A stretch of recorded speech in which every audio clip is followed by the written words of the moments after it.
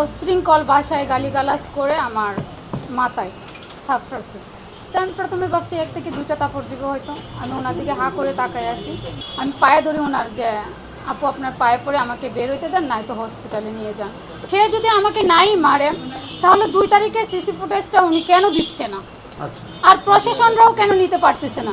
March মাসে আমাকে পরিমণি বাসায় কাজে নিযুক্ত হয় আর কি, আর এপ্রিলের 2 তারিখ আমি নির্যাতিত হই। বাচ্চার খাবার নিয়ে সামান্য বাচ্চার খাবার ইস্যু করে আমাকে মারধর নির্যাতন শুরু করে আর কি। সামান্য বাচ্চার খাবারটা সলিড খাবারের কথা বলা হয়েছিল যে 2 ঘন্টা পর পর সলিড খাবার দেওয়ার জন্য, কিন্তু বাচ্চার খাবার 2 ঘন্টা হয় নাই, সলিড খাবার পরে 2 ঘন্টা হয় নাই দেখে আমি একটু দুধ দিতে চাচ্ছি।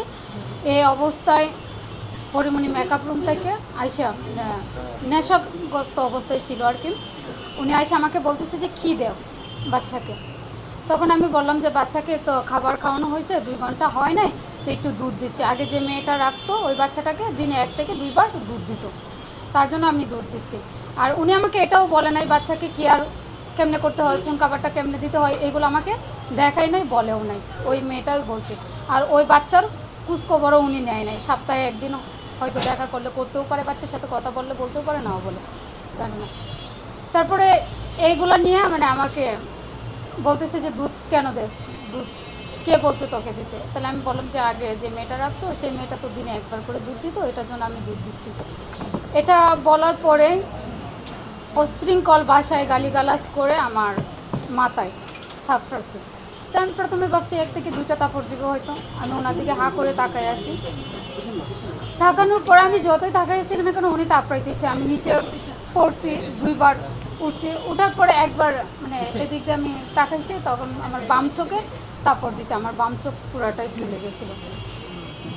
তখন আবার যে এভাবে যখন অনেকক্ষণ থাপড়েছি তখন আমি সেন্সলেন্স হয়ে যাই। সেন্সলেন্স হয়ে যাওয়ার পরে ওই ওরা মাথায় পানি দেয়, অনেক কিছুই করে, যে নাপা ট্যাবলেট এগুলো করে। তারপরে পরি আসে, তখন আমি পরীকে বলি যে আমাকে বের হইতে দেওয়ার জন্য।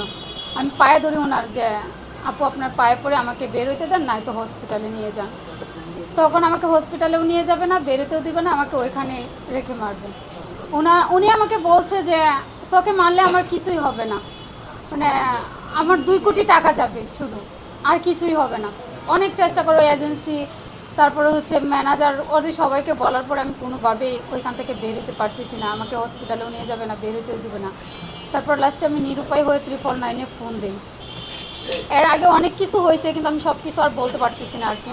আমি একটা সুষ্ঠু তদন্তের মাধ্যমে চাই। এক হচ্ছে যে আমার যে দাবিগুলো থাকবে এর মধ্যে হচ্ছে যে প্রথম হচ্ছে যে উনি প্রশাসনরা সিসি ফুটেজ চেক করবে। 2 তারিখের 1টা থেকে সিসি ফুটেজ 6টা পর্যন্ত চেক করবে, যে দেখবে যে এখানে আমাকে কিভাবে নিরমভাবে নির্যাতন করা হয়েছে, যে কিভাবে আমাকে নির্যাতন করছে, আর আমি একটা অসহায় হয়ে কিভাবে ওনার পায়ে পড়ছিলাম, আর কিভাবে যে আমি ওনার কাছে, ওনার কাজের মেয়েদের কাছে আমি পায়ে পড়ে বলছিলাম যে আমাকে বের হতে দেন, বের হতে দেন, এগুলো। আর দ্বিতীয় দাবি হচ্ছে যে এইভাবে যাতে আমার মতো কোনো গৃহকর্মী যাতে নিরমভাবে নির্যাতিত না হয়। আমাকে যে মারে নাই, আমি 2 তারিখ থেকেই তো আমি সিসি ফুটেজ বলতেছি। সে যদি আমাকে নাই মারে তাহলে 2 তারিখে সিসি ফুটেজটা উনি কেন দিচ্ছে না, আর প্রশাসনরাও কেন নিতে পারতেছে না। হ্যাঁ, উনি আমাকে মারছে আর বলছে যে তোকে মারলে কি হবে, তোকে মেরে শেষ করে দেবো, 2 কোটি টাকা হইলেই শেষ, মানে। আর ওইটাই হচ্ছে যে ওনার প্রশাসন কিছুই করতে পারবে না। তারপরে হচ্ছে যে ওনার অনেক বড় বড় লোক আছে, এগুলা। তো যদি আমি মিথ্যা বলে থাকি তাহলে প্রশাসন আমাকে একটা সুষ্ঠু বিচারের আওতায় নিবে, যাতে আমি একটা বিচার করে। উনি যদি এখন বলে থাকে যে সিসি ক্যামেরা নাই, ওইটা যদি উনি বলে থাকে, তো পুলিশ এসআই আরিফুল ইসলাম যখন আমাকে উদ্ধার করতে গেছে তখন আমি ওনাকে বলছিলাম যে সিসি ফুটেজ আছে, উনি বলছে যে ঠিক আছে।